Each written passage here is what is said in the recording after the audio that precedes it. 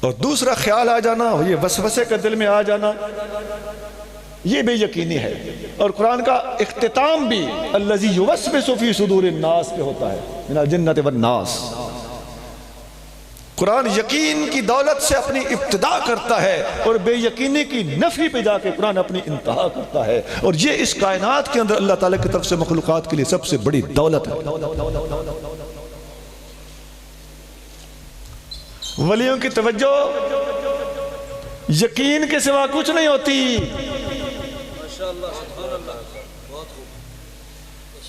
Concentration یقین کے سوا کچھ نہیں ہوتی۔ نبی پاک صلی اللہ علیہ وسلم فرماتے ہیں اللہ سے دعا مانگو جزم کے ساتھ، قبولیت کے یقین کے ساتھ دعا مانگو، ڈلی ڈلی دعائیں نہ مانگا کرو، چاہو تو کر دو چاہو تو نہ کرو۔ حضور منع فرما رہے ہیں۔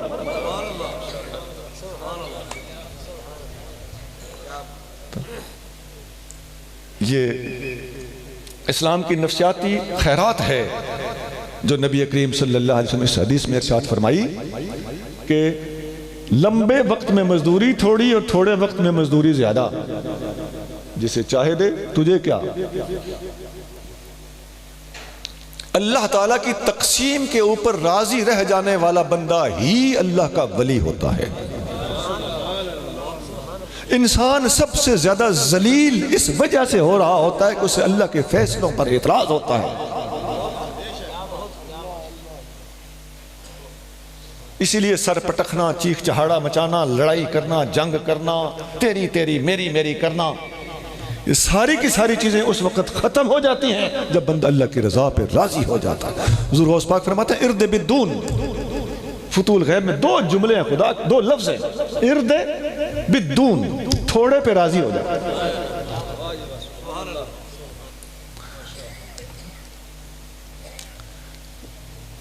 اب انسان مخلوقات میں سے اللہ نے انسان کو چنا، انسانوں میں سے اللہ تعالیٰ جل شانہ نے مسلمان کو چنا، اور ہر چیز پر میں آیتیں پیش کر رہا ہوں۔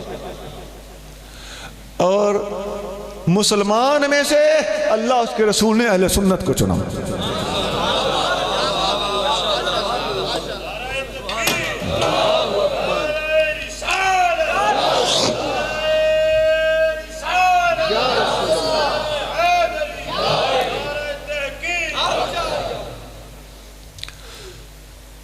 اللہ کریم قرآن شریف میں ارشاد فرماتا ہے وَمَن يُشَاقِقِ الرَّسُولَ، جو رسول اللہ صلی اللہ علیہ وسلم کی نافرمانی کرے گا، مِن بَعْدِ مَا تَبَيَّنَ لَهُ الْهُدَىٰ، اس کے بعد کہ اس پر ہدایت واضح ہو چکی ہے، وَيَتَّبِعْ غَيْرَ سَبِيلِ الْمُؤْمِنِينَ، اور مومنوں کی راہ سے جو ہٹے گا، یہ مومنوں کی راہ، یہ میں کہہ رہا ہوں اہل سنت، وَيَتَّبِعْ غَيْرَ سَبِيلِ الْمُؤْمِنِينَ، مومنوں کی راہ سے جو ہٹ گیا، نُوَلِّهِ مَا تَوَلَّىٰ، جدھر جاتا ہے ہم جانے دیں گے، وَنُسْلِهِ جَهَنَّمْ، جہنم میں گرتا ہے ہم گرنے دیں گے، وَسَاءَتْ مَصِيرًا، اور یہ بہت برا ٹھکانہ ہے۔ سنیت سے ہٹنا جہنم ہے۔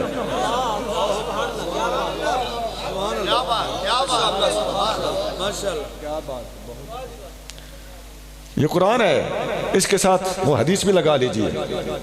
آقا نے فرمایا میری امت میں اتنے 73 فرقے ہوں گے، اور حق پر کون سا ہوگا؟ فرمایا ما انا علیہ و اصحابی، جامع ترمذی میں حدیث ہے، جس راستے پر میں ہوں اور میرے صحابہ ہیں وہ جنتیوں کا راستہ ہے، وہ فرقہ ناجیہ ہے، نجات پانے والا طبقہ ہے۔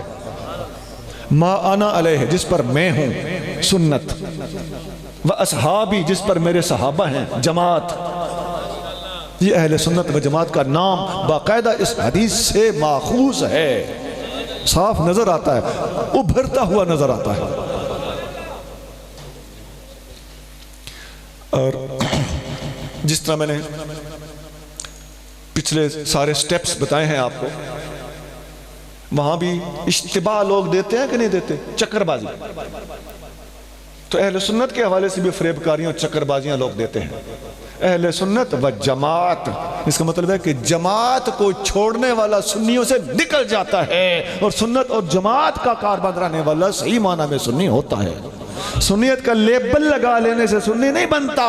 ہم کتابیں پڑھ سکتے ہیں، ہمارے پاس موجود ہیں، جماعت کس طرف ہے اور شاذ قول کس طرف ہے، یقین کس طرف ہے اور تشکیک کس طرف ہے۔ محکمات کس طرف ہیں اور متشابہات کس طرف ہیں۔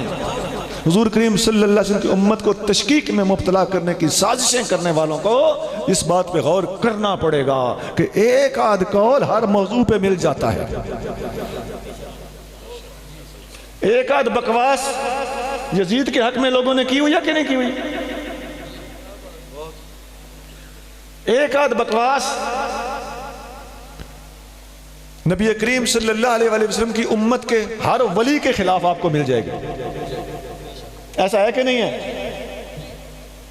ان کے زمانے کے لوگوں نے کچھ نہ کچھ یکڑ مار دیا ہوگا۔ میں اس کی زیادہ مثالیں نہیں دینا چاہتا، لیکن ہم ان باتوں کو کیا کہہ رہے ہیں؟ بکواس۔ تو جو بکواس یا غلط بات میری مراد ہے، ایک لفظ میں زیادہ دہرانا نہیں چاہتا، ایک آدھ بات کو، ایک آدھ قول کو، وہ قول ہم نے اکثر دیکھا ہے کہ کسی بدمذہب کا ہوتا ہے، جسے یہ پکڑ کے اس کی شادی کرنا شروع کر پرناون لگ پاؤں گا، یا اس قول کو انہوں نے سمجھا ہی نہیں ہوتا، یا وہ بدمذہب کا ہوتا ہے یا اس کو انہوں نے سمجھا نہیں ہوتا، فریب دے رہے ہوتے ہیں۔ بھئی ہر قول کتابوں میں ایک آدھ قول مل جائے گا، اچھوں کے خلاف مل جائے گا، بروں کے حق میں مل جائے گا۔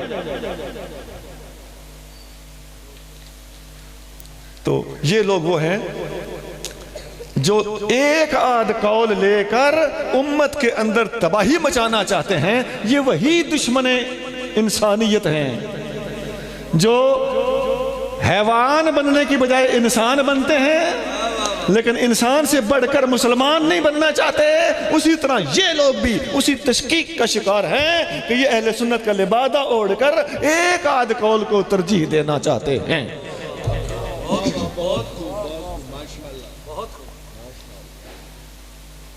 یاد رکھیے، سبیل المومنین سے مراد، مومنوں کی راہ سے مراد جمہور کا راستہ ہے۔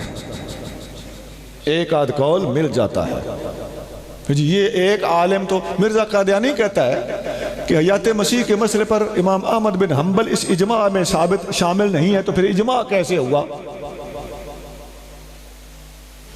اب یہ ان لوگوں سے میں معذرت خواہ ہوں، ایک آدھ قول قادیانی بھی اٹھائے پھرتا ہے کہ حیات مسیح پر اجماع کیسے ہے جبکہ امام احمد بن حنبل اس میں شامل ہی نہیں ہے۔ یہی بات یہ لوگ بھی کرتے ہیں، اس طرح کی اور باتیں کہ ایک عالم مظہری میں یوں لکھا ہوا ہے، مظہری کا مطلب ہی وہ نہیں جو تم نے سمجھا، لاؤ مظہری ہمارے سامنے، بالفرض ہو بھی تو یہاں تو امام احمد بن حنبل کا قول مرزا قادیانی اٹھایا پھرتا، حالانکہ امام احمد بن حنبل کا بھی قول ایسا کوئی نہیں ہے اور اس کا وہ مطلب بھی نہیں ہے۔ سنا؟ یاد رکھیے، جس موضوع پر صحابہ اکرام کے زمانے میں متفق کا فیصلہ ہو چکا ہو، اس فیصلے کا تابعین بھی کچھ نہیں کر سکتے اور تبع تابعین بھی بعد والے اس کو نہیں بگاڑ سکتے۔ تم 3 صدی کی اور 12ویں صدی کی شخصیات لے کر آ گئے ہو، بعد والوں کا اجماع پہلے والوں کے اجماع کا کچھ نہیں بگاڑ سکتا، چہ جائے کہ پہلے والوں کے اجماع کے سامنے تم بعد والا کوئی ایک قول اٹھا کے لے ہو۔ تیاری کر لو، اللہ کے سامنے جا کے یہ باتیں ہوں گی۔ یکڑ مارتے ہو، کیا پڑھتے پڑھاتے رہتے ہو، جان بوجھ کے کرتے ہو۔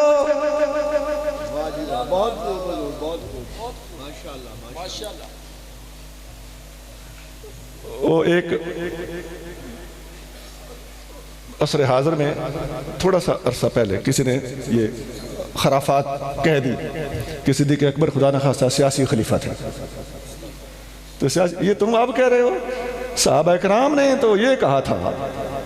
مولا مرتضی رضی اللہ تعالیٰ عنہ نے فرمایا کہ فمن رضیہ رسول اللہ صلی اللہ علیہ وسلم لدیننا افلا نرضاه لدنیانا۔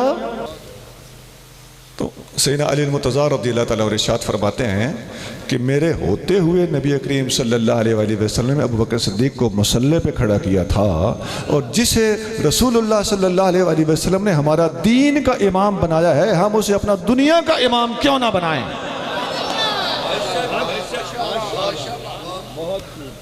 پتہ چلتا ہے کہ صدیق اکبر دین کا بھی امام ہے، صدیق اکبر دنیا کا بھی امام ہے۔ اور یہ دنیا دین کی تقسیم یہ جو آج کا جس طرح لوگ کر رہے ہیں، اعلیٰ حضرت امام اہل سنت رحمۃ اللہ علیہ اپنی کتاب المستند المعتمد، یہ عقائد پر عربی میں کتاب ہے اعلیٰ حضرت، ایک کتاب کا حاشیہ شرح ہے، آپ اس میں فرماتے ہیں کہ یہ جو نا یہ سیاسی اور یہ سیاسی کہنا، فرماتے ہیں ھذا قول باطل خبیث، یہ قول باطل ہے، خبیث ہے، مخالف لاجماع الصحابہ والتابعین، یہ صحابہ اور تمام تابعین کے اجماع کے خلاف ہے۔ تو اب لگی بات کہ صحابہ اور تابعین کا اجماع پہلے ہو چکا ہے، 14ویں صدی میں کوئی بندہ سیاست اور ولایت کی تقسیم کرتا ہے تو ھذا قول باطل خبیث، پہلے والوں کے اجماع کا بعد والا اجماع بھی کچھ نہیں بگاڑ سکتا، چاہے جائے کہ یہ ایک قول باطل، قول خبیث۔ نعرہ تکبیر، نعرہ رسالت، نعرہ رسالت، تاجدار ختم نبوت، تاجدار ختم نبوت، سیدنا صدیق اکبر خلیفہ بلا فاصل۔ حضرت پیر سید نصیر الدین شاہ صاحب گولڑوی کا ایک جملہ میں آپ کو عرض کرنے لگا، ان کی کتاب ہے راہ و رسم منزل ہا، اس کا صفحہ نمبر ہے 236، 236، اس پہ آپ ارشاد فرماتے ہیں کہ صدیق اکبر نے نبی کریم صلی اللہ علیہ وآلہ وسلم کے اعلان نبوت کے ابتدائی دنوں میں جو 2 لفظی تصدیق کی تھی، ترازو کے ایک پلڑے میں وہ 2 لفظی تصدیق رکھ دی جائے اور ترازو کے دوسرے پلڑے میں پوری امت کا سرمایہ ایمان رکھ دیا جائے، جس میں تمام صحابہ اور تمام اہل بیت، یہ لفظ ہیں جی، صفحہ 236، راہ و رسم منزل ہا، تمام صحابہ کا لفظ بھی ہے، تمام اہل بیت کا لفظ بھی ہے، اور قیامت تک کے غوث و کتب سب کا دوسرے پلڑے میں سرمایہ ایمان رکھ دیا جائے تو بخدا میرے صدیق کا پلڑا بھاری ہے۔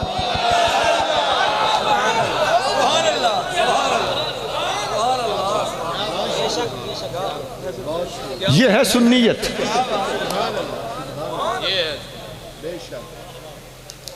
باقی کوئی شعر و شاعری آج کل تو ہمارے سٹیج کے اوپر ہمارے سامنے آ کے ان شاعروں نے ایک ات کھڑی کی ہوئی،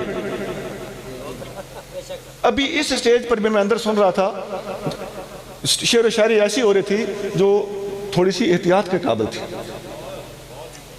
اندر آوازیں جا رہی تھی۔ یاد رکھیے میرے بھائیوں، عزیزوں، بیٹو، عقیدہ قرآن سے ثابت ہوتا ہے یا مصطفیٰ کریم صلی اللہ علیہ وآلہ وسلم کے صریح فرمان سے ثابت ہوتا ہے؟ ڈھولے مائیے سے عقیدے ثابت نہیں ہوتے۔ ادھر آ کے کوئی شاعر کچھ شاعری کرنے لگے، آپ لوگ پہلے یقین کر لیا کہ کوئی محبت کی بات کرے گا تو ٹھیک ہے، لیکن عقیدے کی بات کرے گا، خدا را اس کی بات کو نہ مارنا، شاعر اکثر جھوٹے ہوتے ہیں، ہر کوئی حسان بن ثابت بھی نہیں ہوتا اور ہر کوئی احمد رضا خان بھی نہیں ہوتا۔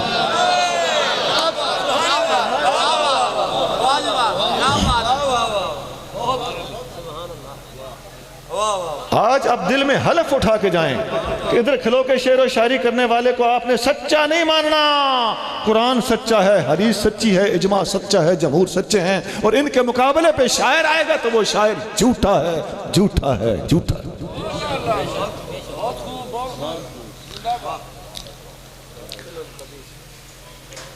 اب تک میں نے جتنی باتیں بتائی ہیں، مخلوقات میں انسان، انسانوں میں مسلمان، مسلمانوں میں اہل سنت، میری گفتگو کا ایک حصہ ختم ہوا۔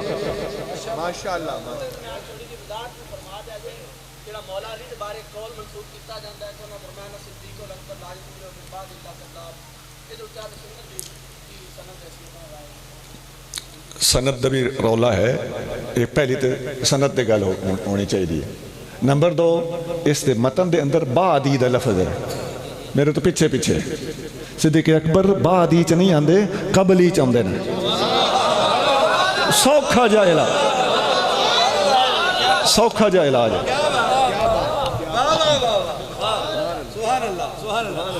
قبل اور بعد فرق ہوتا ہے نا. اچھا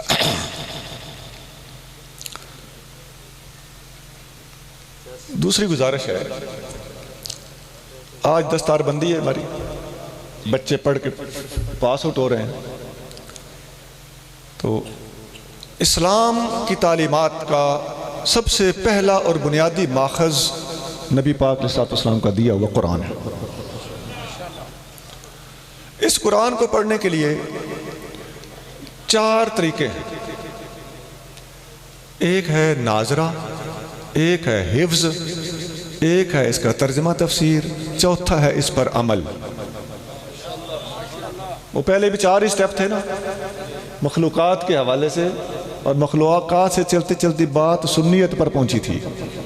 تو یہاں بھی قرآن کے اوپر بھی 4 طرز سے دیکھا جائے گا. قرآن کو بغیر ترجمے کے پڑھنا، ناظرہ پڑھنا 1، حفظ کر کے پڑھنا 2، ترجمہ اور تفسیر پڑھنا 3، اور اس پر عمل کرنا 4. اب جو ناظرہ پڑھنا ہے، بعض لوگ کہتے پھر رہے ہیں آج کل کے زمانے میں کہ ترجمہ صرف ناظرہ پڑھنے کا فائدہ کون ہے، حفظ کرنے کا بھی فائدہ کون ہے، جتنا چر قرآن کو سمجھا نہ جائے. جو نیٹ کھول کے بیٹھتے رہتے ہیں ان کو سمجھ آ رہی ہوگی میرا اشارہ کس طرف ہے. وہ کچھ مستشرق ہیں، منکر حدیث ہیں، وہ پاکستان چھوڑ کے انڈونیشیا چلے گئے ہیں، چہرے پہ داڑیاں نہیں ہیں، فر بول لیتے ہیں. یہ چرب زبانی ہوتی ہے، علم سے ان لوگوں کا کوئی واسطہ نہیں ہے. میں اللہ کی قسم کھا کے کہتا ہوں، میں نے پہلے ان کے بارے میں حسن ظن سے کام لے کر ذرا سوچا، یار لگتے ہیں کوئی علمی ہوں گے، ایسی کوئی بات نہیں ہے، آخر پروفیسر کالجیت PhD اس قسم کے یہ لوگ لگتے ہیں، تو کوئی بات ہو نہ ان کے اندر. لیکن میں نے غور سے دیکھا تو خدا کی قسم میرا دل چاہتا تھا کہ ان باتوں ان لوگوں کو کھری کھری سنا دی جائیں، اپنے مزاج سے ہٹ کے ان کو کھری کھری سنا دی جائیں. اس قدر دجل و فیب اور بے ایمانی سے کام لیتے ہیں، بڑی زیادتی ہے، آنیسٹی نہیں ہے. بھائی سنیے، اگر ناظرہ پڑھنے کا کوئی فائدہ نہ ہو تو قرآن کی تو بالکل آغاز میں سورۃ بقرہ الف لام میم سے شروع ہوتی ہے کہ نہیں ہوتی؟ تو کس مائی کے لال کو دعویٰ ہے کہ مجھے الف لام میم کا معنی آتا ہے؟ نبی پاک علیہ السلام فرماتے ہیں کہ ہر حرف پر 10 نیکیاں ہیں، اور الف پر 10 نیکیاں، لام پر 20 نیکیاں، اور میم پر پہنچے گا تو 30 نیکیاں مل جائیں گی.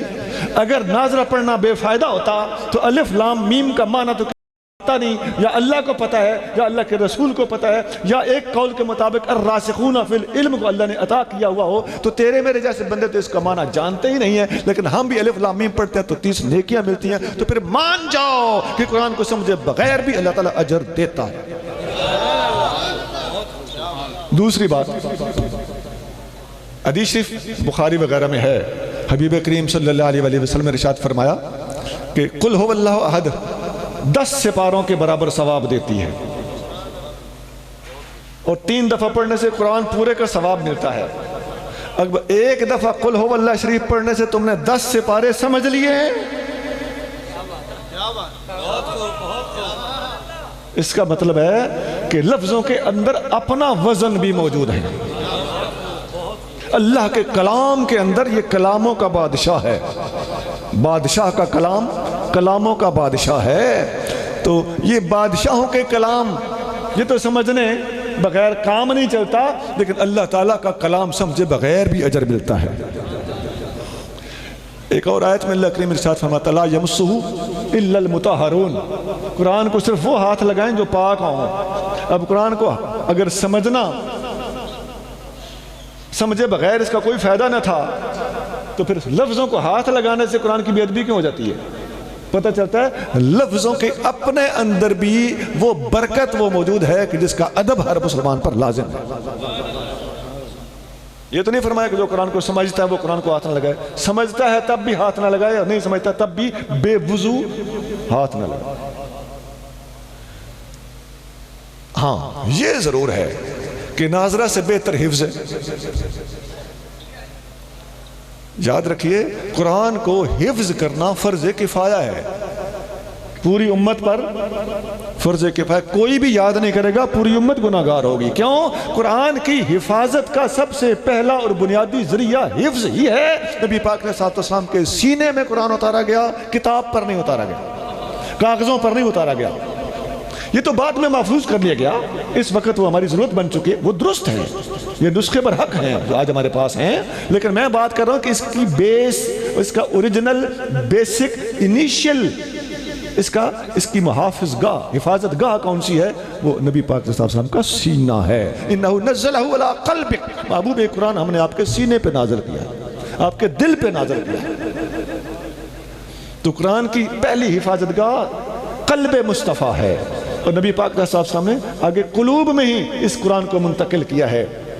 ایک جنگ میں جس میں 70 صحابہ شہید ہو گئے تھے، 70 قاری، نبی پاک صلی اللہ علیہ وسلم نے 1 مہینہ ان کو شہید کرنے والوں کے خلاف دعا فرمائی تھی۔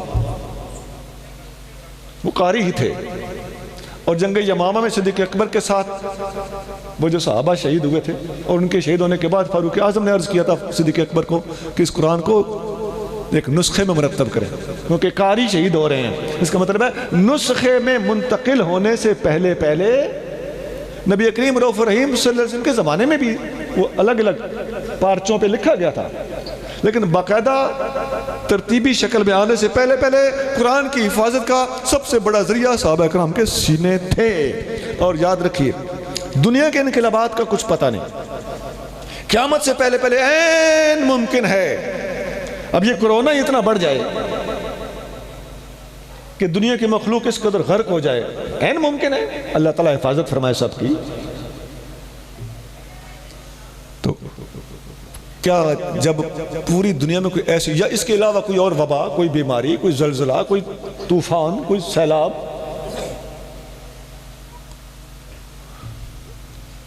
ایسی کوئی وبا پھیل جائے جس سے سارے کے سارے لوگ غرق ہو جائیں، چاند بندے رہ جائیں، تو اس وقت پریس بھی ہو سکتا ہے ختم ہو جائے، کاغذ بھی ہو سکتا ہے ملیا میٹ ہو جائے، تو قرآن کو محفوظ رکھنے کا وہی پرانا ذریعہ اور طریقہ وہ مسلمانوں کے پاس موجود ہونا چاہیے، ہر حال میں موجود ہونا چاہیے، تاکہ یہ فرض کفایہ ادا ہوتا رہے۔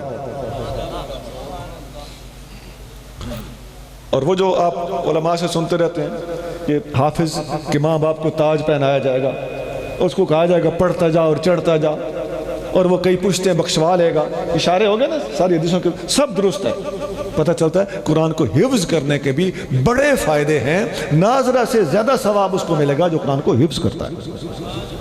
اب تیسرا سٹیپ ہے، حفظ سے زیادہ ثواب اس کو ملے گا جو قرآن کا ترجمہ اور تشریح بھی جانتا ہے۔ ہم نے اس کی نفی کب کی ہے؟ ڈونٹ بی سلی۔ ہم کہہ رہے ہیں کہ ناظرے کا بھی فائدہ ہے، ناظرے سے زیادہ فائدہ حفظ کا ہے، حفظ سے زیادہ فائدہ ترجمہ تفسیر کا ہے۔ ہم نے ترجمہ تفسیر کی نفی کب کی ہے؟ یہ بہت اچھی بات ہے، لیکن غلطی تم کر رہے ہو جو حفظ اور ناظرہ کو بے فائدہ کہہ رہے ہیں۔ پھر ترجمہ اور تفسیر پڑھنا، نبی کریم صلی اللہ علیہ وآلہ وسلم کی ساری حدیثیں قرآن کی ہی تشریح کرتی ہیں۔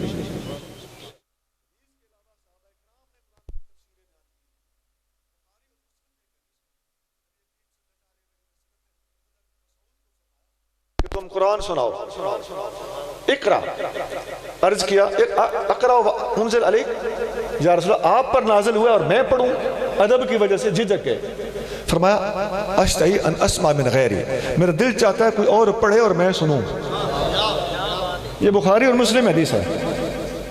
ویسے جاتے جاتے ایک اور بات بھی سن لیں، یہ جو ہمیں ادھر محفل میں آ جاتے ہیں جی میری فرمائش پہ کلام پڑھیں، بھئی فرمائش پہ کلام، عام کلام اور شعر و شاعری کی بجائے قرآن سننے کی فرمائش کرنا مصطفیٰ کی سنت ہے۔ کبھی یوں بھی کہا کرو فلاں رکوع سناؤ، فلاں سورت سناؤ، اور یہ حدیث بخاری مسلم ہے۔ یاد رکھیے نبی پاک علیہ السلام نے 3 فرمائشیں کی ہیں، اس کے علاوہ کوئی نہیں۔ یا آپ نے قرآن سننے کی فرمائش کی ہے، بخاری مسلم، ابھی سنا رہا ہوں وہ حدیث، ابن مسعود کو فرمایا پڑھو میں سننا چاہتا ہوں۔ یا آپ صلی اللہ علیہ وآلہ وسلم نے اپنی نعت کی فرمائش حسان بن ثابت سے کی ہے، یا نبی کریم صلی اللہ علیہ وسلم نے ابو بکر صدیق کی منقبت کی فرمائش حسان بن ثابت سے کی۔ خدا کی عظمت کی قسم نبی پاک علیہ السلام نے منقبت کی حد تک بات کرنے لگا ہوں، صدیق اکبر کے علاوہ کسی کی منقبت کی فرمائش نہیں کی، نہیں کی، نہیں کی۔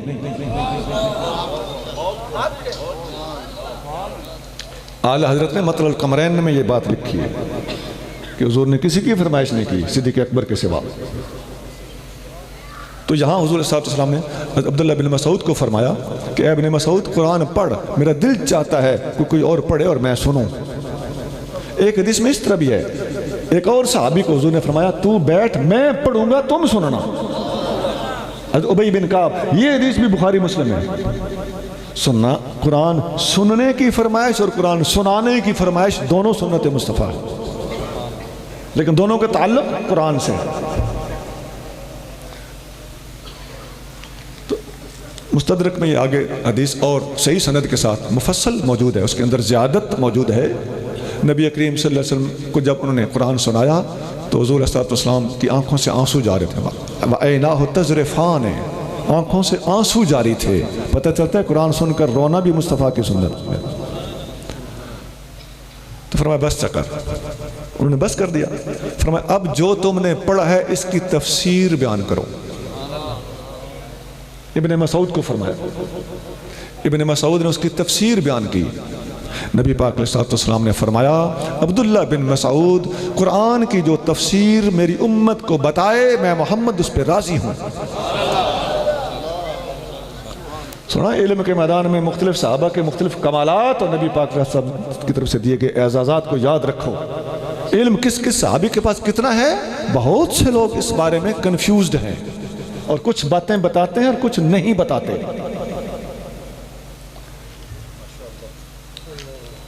اب یہ قرآن کی تفسیر کی میں اہمیت بتا رہا ہوں۔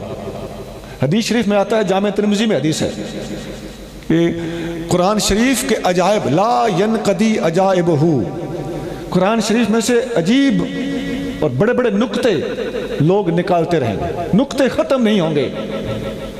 ولا یشبع منہ العلماء، علماء قرآن کو پڑھ پڑھ کے رجیں گے نہیں۔ ولا یخلق عن کثرت الرد، اور قرآن بار بار پڑھنے سے پڑھنے والے کا دل اکتائے گا نہیں۔ تو اس کے نکتے ختم نہیں ہوں گے، علماء نہیں رجیں گے۔ پتہ چلتا ہے کہ قرآن کی تفسیریں قیامت تک ہوتی رہیں گی۔ یہ جو اب بھی تفسیریں ہو رہی ہیں نا، اس کی یہی وجہ ہوتی ہے کہ جیسے زمانہ بدلتا ہے قرآن کی تشریح اور تفسیر نئے نئے نکتے فراہم کرتی ہے۔ تو قرآن کو سمجھنا، واقعی ترجمہ تفسیر کو سمجھنا اور باریکیوں اور دقائق کو سمجھنا، اس کے اندر سے نکات اٹھا اٹھا کے ہر زمانے کی ضروریات کو پورا کرنا، یہ بھی امت کے اوپر فرض کفایہ ہے۔ اب آگئی چوتھی چیز، قرآن پہ عمل کرنا۔ اور قرآن کے اندر جتنی آیتیں ہیں نا، اور یعملون اور تعملون والی، وہ ساری کی ساری ذہن میں رکھ لیں تو آپ کو سمجھ آ جائے گی کہ قرآن کے اوپر عمل کرنا کتنا ضروری ہے۔ لِمَ تَقُولُونَ مَا لَا تَفْعَلُونَ، وہ جو کرتے نہیں ہو وہ کہتے کیوں ہو؟ تو قرآن کا اصل مقصود ہی انسان کو عمل پی رہا پہ، عمل عقیدہ صحیح ہو اور انسان با عمل ہو۔ تو قرآن کو عمل میں لانا ہی اصل میں علم نافع ہے۔ اللہ کریم نے قرآن شریف میں اپنے محبوب صلی اللہ علیہ وسلم کو ارشاد فرمایا وَقُلْ رَبِّ زِدْنِي عِلْمًا، محبوب مجھ سے علم مانگا کریں۔ تو حضور نے دعا فرمائی، اب وہ دعا سننا۔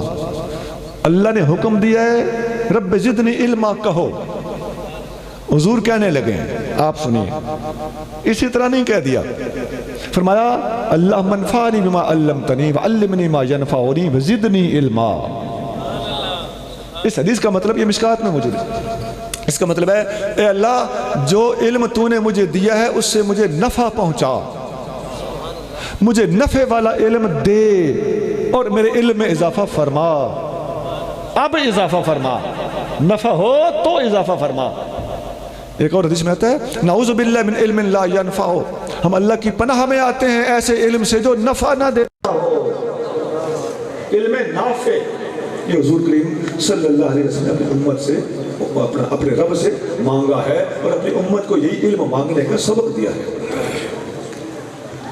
اب یہاں ایک خاص گزارش ہے، وہ جو لوگ کہتے پھرتے ہیں کہ قرآن جب تک تشریح نہ آتی ہو، تفسیر نہ آتی ہو، معنی نہ آتا ہو، قرآن ناظرہ پڑھنے اور حفظ کرنے کا کوئی فائدہ نہیں۔ ہم ان لوگوں کی توجہ دلانا چاہتے ہیں، آپ ذرا غور سے سنیے یہ بات، اگر ناظرے کا اور حفظ کا ترجمہ سمجھے بغیر کوئی فائدہ نہیں تو پھر آپ مان لیجئے کہ عمل کیے بغیر ترجمے کا بھی کوئی فائدہ نہیں۔ ترجمہ تفسیر آتا ہو اور عمل نہ ہو تو پھر فائدہ کوئی نہیں۔ اور کیا یہ جو لوگ کہتے پھرتے کہ ناظر حفظ کا فائدہ کوئی نہیں، کیا یہ حلف دے سکتے ہیں کہ پورے کے پورے قرآن پر کما حق ہو یہ لوگ عمل پیرا ہیں؟ اگر تمہاری عملی کمزوریوں کے باوجود تمہاری تفسیر تمہیں کام دے سکتی ہے تو پھر تفسیری اور ترجمے کی کمزوری کے باوجود ہم جیسے گناہگاروں کا ناظرہ پڑھنا بھی ہمیں فائدہ دے سکتے ہیں۔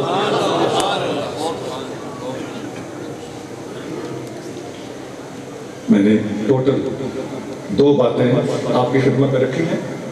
نمبر 1، انسانیت کو اپنا مذہب کہنے والوں کو میں نے ایک تفصیلی مضمون فراہم کیا ہے کہ مخلوقات سے بات شروع ہوتی ہے، انسان مسلمان سے ہوتی ہوئی اہل سنت تک پہنچتی ہے۔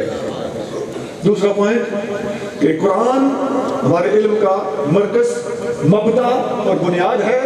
اس کو پڑھنے کے 4 طریقے ہیں: ناظرہ، اس کا اجر اپنے جگہ، حفظ اس کا اجر اور زیادہ، ترجمہ تفسیر پڑھنا اس کا اجر اور زیادہ، اور اس پر عمل کرنا اس کا اجر سب سے زیادہ۔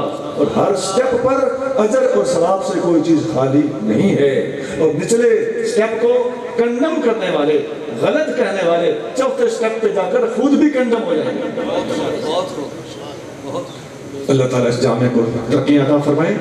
سبحان ربک رب العزت عما یصفون وسلام علی المرسلین والحمد للہ رب العالمین۔